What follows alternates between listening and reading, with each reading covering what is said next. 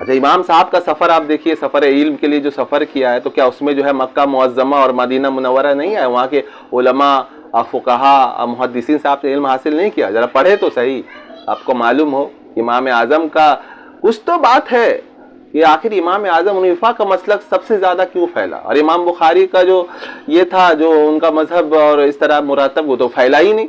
खुद उनके दौर में किसी ने उनकी तकलीद नहीं की। इमाम बुखारी एक मुहद्दिस की हैसियत से जो है मशहूर हुए। बुखारी शरीफ जो है कुरान के बाद सबसे सही तरीन किताब जो है ये होती है, लेकिन तकलीद तो कोई इमाम बुखारी की नहीं करता। तो कुछ तो बात है कि तकलीद इमाम आज़म की क्यों की जाती है। इमाम मालिक, इमाम शाफी, इमाम अहमद बिन हम्बल के मुक़ल्लिदीन बहुत कम है।